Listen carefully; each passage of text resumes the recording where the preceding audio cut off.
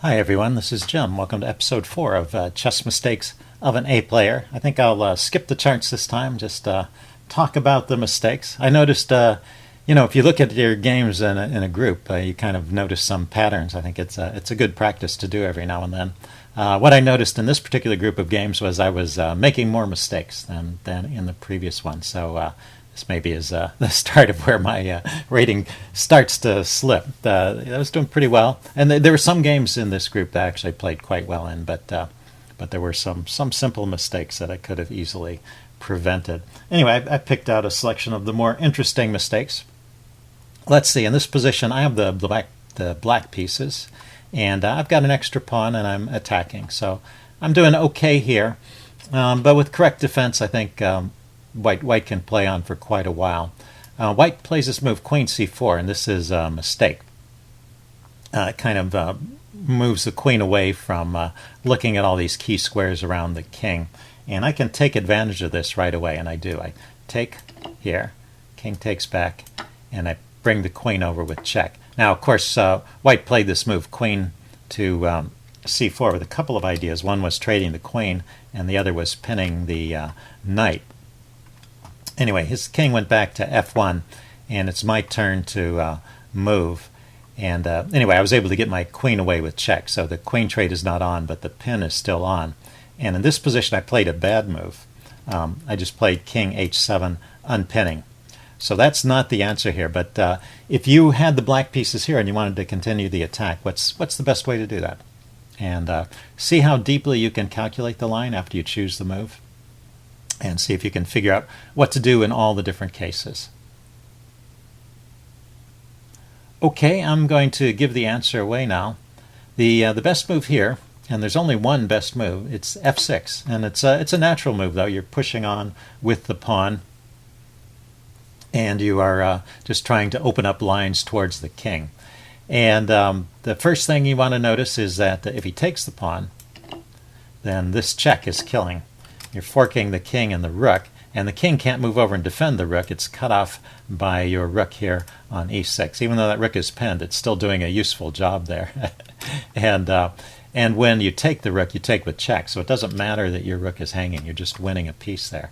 So that's one thing to note. Second try would be something like pushing this pawn forward. And then you have the important move, queen here check. This is a second tactical idea. If the king moves, then he goes here, you can mate. So king moves is out, but what about the queen trade?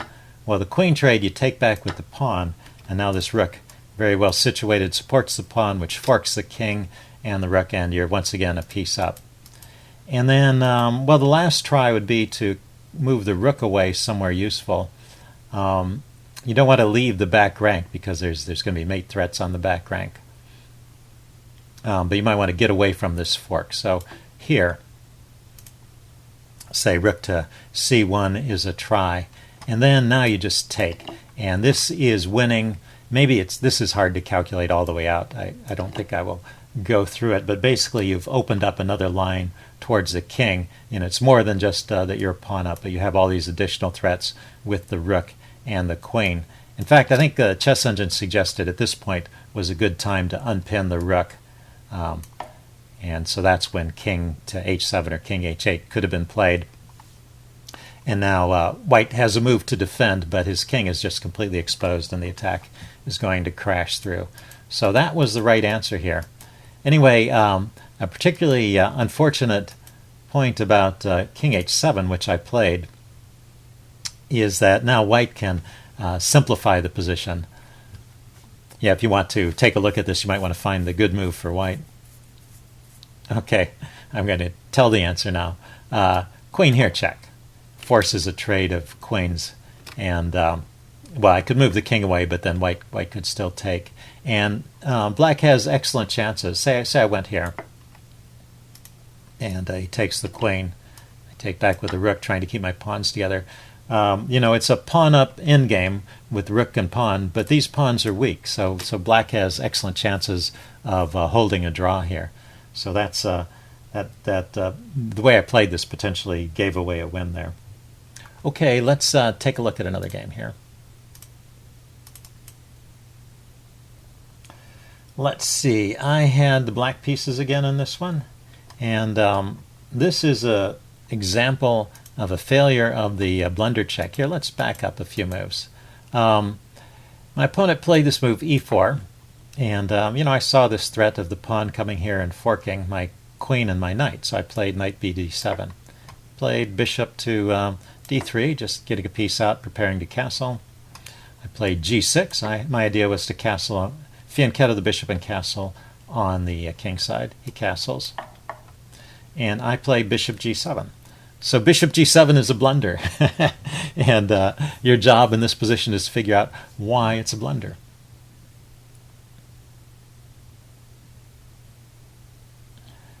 Okay, yeah, if I had done the blunder check, I'm sure I would have found this. This is an example. Here, let's show you what the mistake is. Bishop g7. Now he has the pawn fork again, because after I take, he just takes back. And if I take with the queen, he's going to skewer my queen against the king. So that pawn fork is a real threat. He just actually wins a piece there. So how can this kind of mistake happen? Well, you see, I backed up to this point, and e5, the pawn fork was a threat that I dealt with. And so I'd kind of lost track of that on my mental radar, as it were. And so when he castled right here, that move actually renews the threat because he can follow up the pawn fork with rook to e1. And I didn't take that into account. Now, if I was looking at this position fresh and asking myself what were the tactics, I would probably find that tactic. But because I had already thought about this pawn push and dealt with it, I didn't realize that he had renewed the threat by castling. I mean, it looked like he was just castling, and I was just continuing with my plan. So that's the way you can kind of get lulled into overlooking these tactics, and that's why it's important to do these tactical scans each move. Now, it's it's almost impossible not to rely on your earlier calculations to some degree. So maybe the message is to put some extra scrutiny into your opponent's last move and to take a quick survey of the old tactics, the tactics that you thought you had dealt with, to make sure that not only is his move not introducing new tactics, but it's not just renewing an old threat that was in the position all along. Okay, let's go on. I had one strategic example I wanted to show you from this game. I thought this was pretty interesting. This is a case where I've sacrificed. Let's see, I had the white pieces here. Let's turn this around.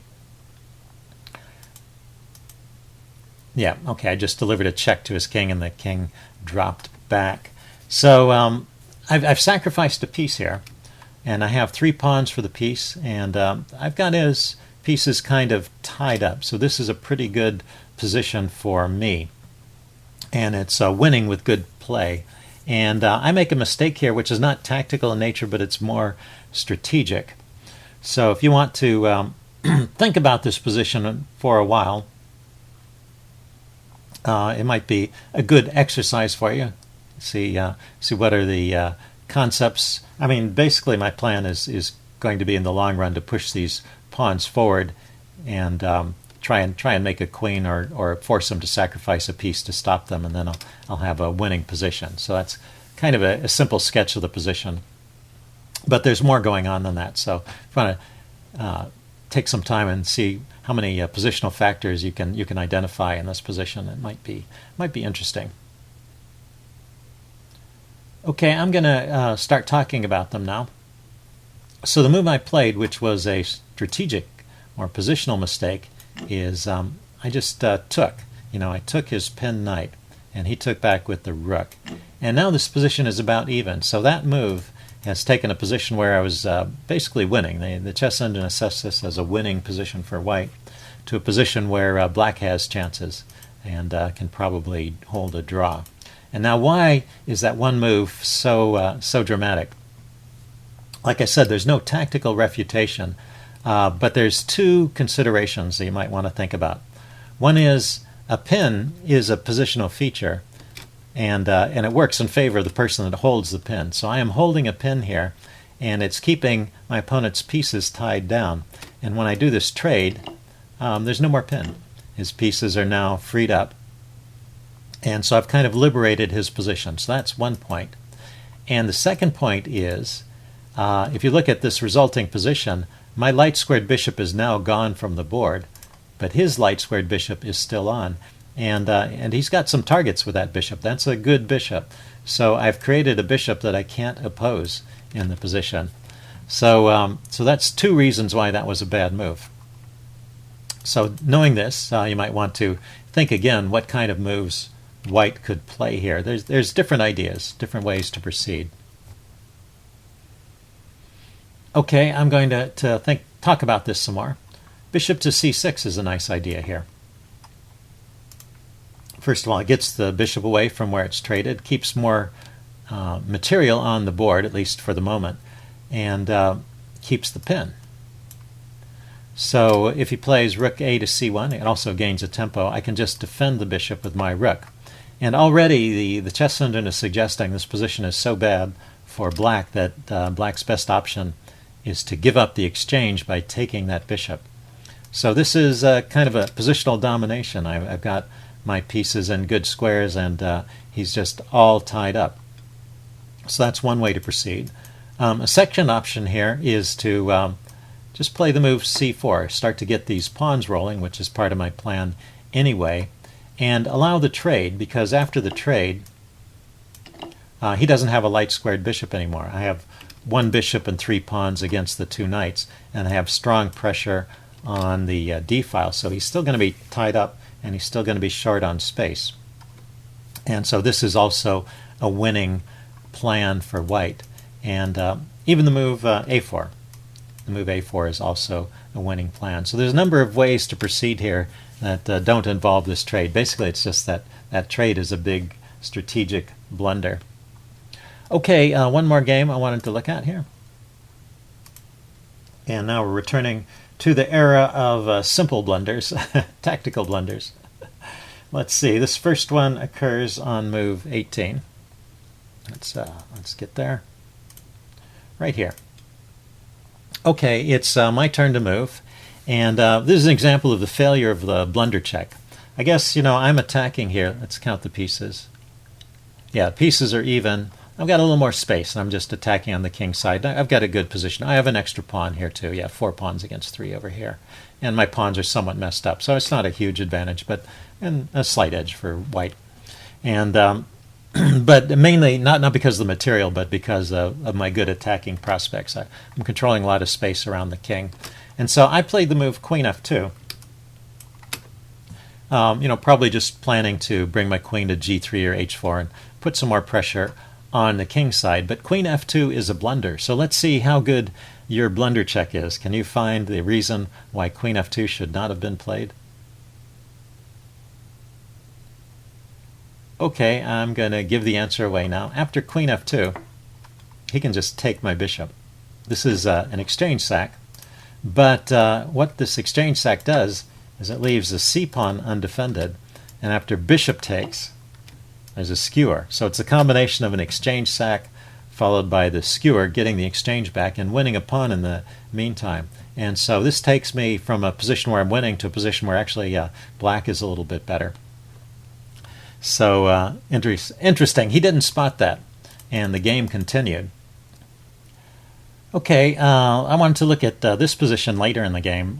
This is a more complicated situation, so it's not a simple one. But if you want to pause the video here, well, let me give a little setup first. So I'm attacking here.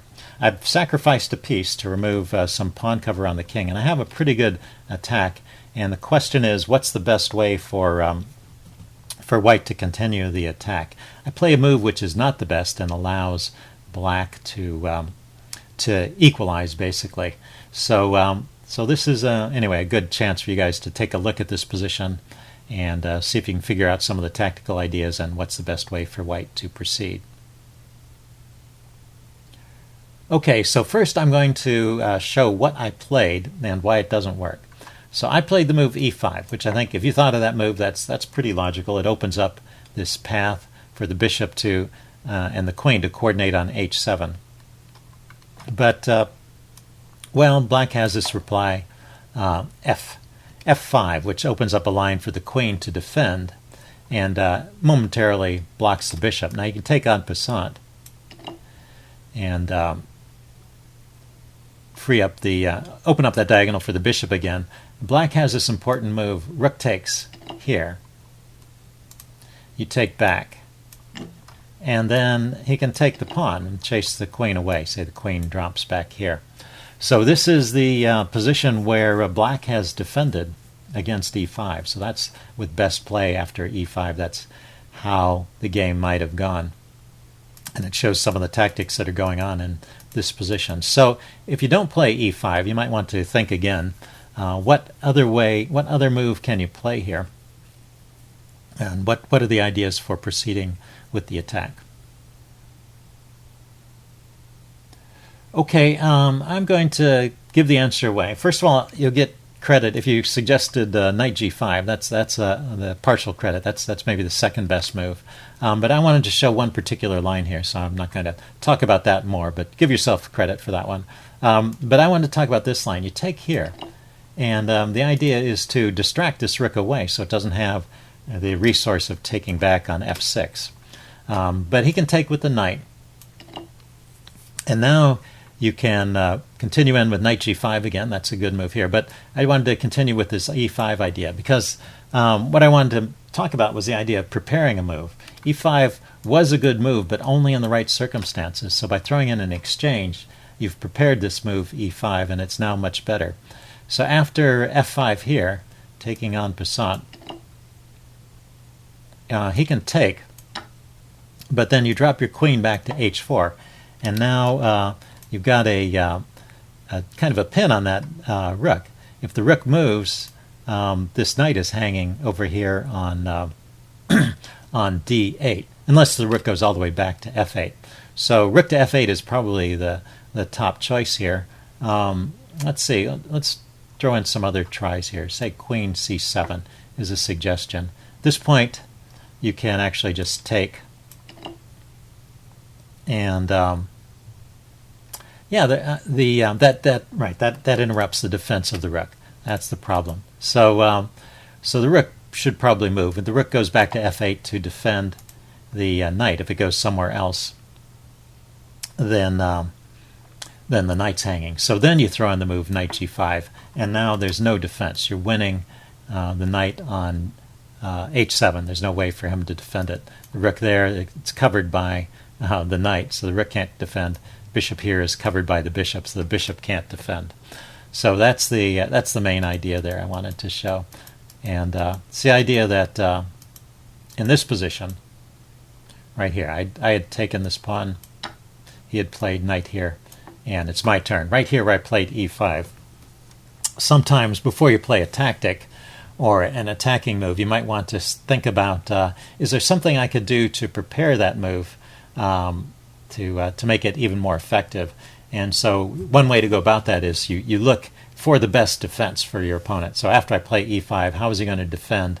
And then you're saying to yourself, if I had done something else first before playing e5, could I have eliminated one of those defenses? And so that exchange on d8 either distracts the rook, bringing it away from the f-file, or puts a piece like the knight on d8, which becomes a target for this skewer a couple moves down in the combination. Okay, that concludes this episode of Chess Mistakes of an A Player. I hope you guys enjoyed it, and stay tuned for the next episode. See you then.